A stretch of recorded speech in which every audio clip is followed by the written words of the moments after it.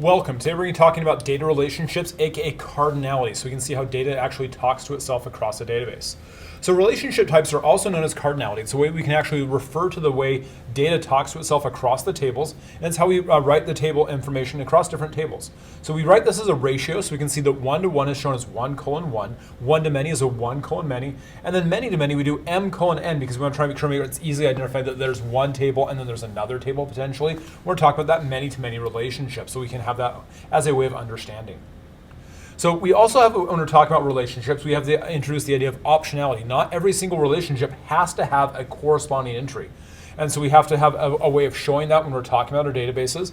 And so some rows in table A may have zero reference to table B. The optionality can be present in any one of the three different cardinality options. It can be present in 1 to 1, 1 to many, or many to many. All those three options have the capability of being optional. And we'll talk about how we can see that happening in different examples.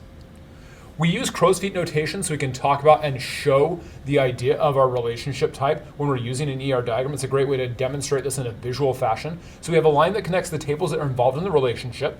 And so a perpendicular line is indicated to show that it's a one required side on that. For the many side, we use the crow's feet, aka a triangle coming out from the line to make a crow's feet. It looks like this if you can see my fingers. And then we have an optional, put an open circle after the perpendicular line or after the crow's feet notation. And a required would put a second perpendicular line or a perpendicular line after the crow's feet. So you can see that it's like, oh, here's the idea that there is a required status. So open is optional, optional is with an open circle, required is a perpendicular line, and then crow's feet having the many approach makes it pretty easy to understand. Here we have an example of a ER diagram so we can see the different cardinality types inside that. When table A and table B is an optional many and table B is a one on that. So we have a one to many relationship shown in table B, and it doesn't indicate whether or not it is a required one, it just indicates that it's a one to many. On tables D and C, we have a required one to a required one. So every entry in table D has a required entry in table C. So there's a one-to-one relationship directly on that because we have two perpendicular lines on both sides of that. In the table E and table F relationship, we have an optional one to required many. So if there is one, there will be many on the other side. And then in table H and table G relationship, we show the many to many relationship. For many entries in table H, there's optionally many entries in table G. Again, that optionality indicated with the open circle on the table G side. When we're talking about one-to-one relationships, there's exactly one entry on the left and one entry on the right.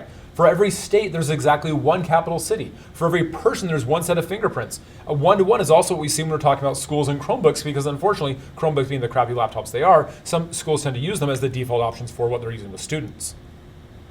In a one-to-many relationship, there are many entries for the table on the right for every single entry on the table on the left. So for every car company, they have many different models of cars. For every customer, they can have many orders. For a library, I've got lots of books checked out because I'm reading a few at a time.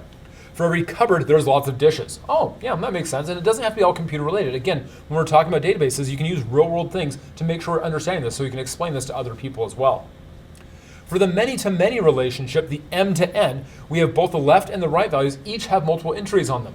This in a database requires us to use an associative table or a table that is composed of primary keys from different tables that link together and usually possibly with other values attached to it, maybe for example a quantity, so we can show that relationship data to get all the data correctly linked.